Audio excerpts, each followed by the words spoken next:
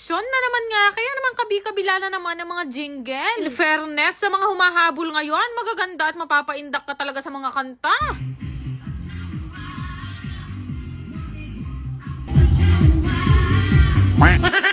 Ay Rugo, pasintabi muna sa mga nanananghalian. Habang naglalaba nga ako, sakto naman mo nagsidatingan na nga yung mga parcel na pinag-order ko. Ito nga yung mga gamit sa samjihan na galing pa nga South Korea, anak syuta.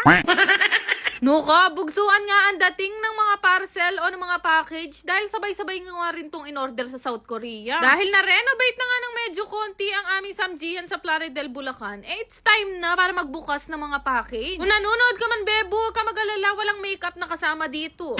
Lahat kasi ng mga dumating na package ngayon ay gamit nga doon sa samjihan namin. Medyo nahirapan talaga ako ng very light sa paghahanap ng mga gamit. Syempre dahil sa online nga ako bibili, hindi ko pa masyadong alam kung maganda nga yung quality. Pero buti na lang talaga nakahanap ako ng maayos na supplier at napakabait. Puro stainless kasi yung napili kong gamit sa samjihan namin. Kaya noon mula sa pinggan, plato at kutsara, stainless nga lahat. Hindi na ako namili ng iba pang kulay, silver na nga lang na stainless ang kinuha ko para malinis nga tingnan. Titingnan nyo lang na ganyan yan, pero napakamahal, anak syuta.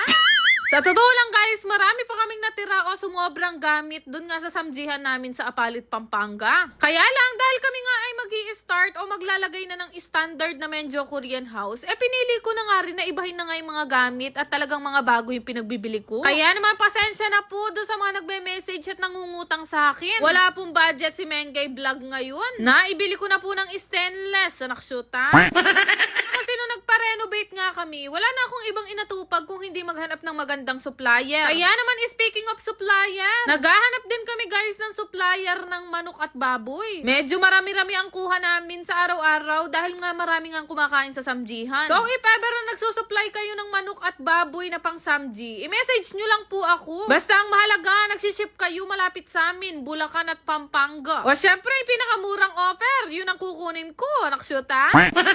Hindi nga biro ang magkaroon ng samjihan na business. Dahil unlimited nga ito, minsan dumarating talaga yung mga araw na medyo talo. Pero ganun pa man, laking pasasalamat namin dahil hindi nga kami nilangaw sa loob ng 1 taon na pagtatayo namin ng samjihan sa Apalit, Pampanga. Mas pinili kasi namin guys na unahin nga ang mga business kesa sa bahay na gusto naming ipatayo. Kabili na rin naman kami ng mga lupa at iniintay na lang din namin na tumaas nga yung mga value nun. So meron na rin naman kaming investment kaya ngayon nagpo-focus nga muna kami ni Bebo sa mga business na gusto namin. Speaking of business, madako naman tayo dito sa aming Menjo Korean House Apalit branch. Yan nga kami tauhin dito sa Apalit, Pampanga. Partida, nasa looban pa kami niyan at hindi mo kami makikita sa labas. Pero wasteable naman at nag-google map naman itong Menjo Korean House basta syempre tama ang spelling. Saan nga lang kami saguli dito at hindi namin inasahan na ganito na naman kadami yung tao na para bang opening na naman. Bukod nga sa full house kami sa alfresco at sa loob, meron pa mga waiting. Sobrang tuwang-tuwa talaga ako dito sa samjihan namin sa Apalit. Talagang dinadayo kami. Pero sa totoo lang, medyo malagad na akong mabisita dito at ang talaga makikita nyo palagi itong ang si Bebo. Pagdating kasi sa pagbisita sa business, talagang sobrang hands-on niya. Ako naman guys, ang trabaho ko bilang vlogger, napakarami kong kinakatrabahong tao. Kaya nung minsan na nabisita ako dito, nakita ko nga itong si Bebo na mag-aalas 12 na ng hating gabi. Ano yung binibilang niya na yan? Anak syuta? Ay, payatang balak muli dahil alas 12 na nag-i-inventory pa siya. Pero tandaan nyo guys, sobrang halaga sa business na meron kayong kapartner na masipag. At ayun nga, hanggang dito na lang muna ang update ko sa aming samjihan. Huwag kayong mag-alala guys, marami pa akong ichichika sa inyo kung ano na nga ba ang kaganapan dun sa pinagagawa namin at dito sa samjihan namin sa Apalit, Pampanga. Sa ngayon, mamimigay na muna ako ng tagpa 500 pesos sa mag-share ng video na to. Naksyuta!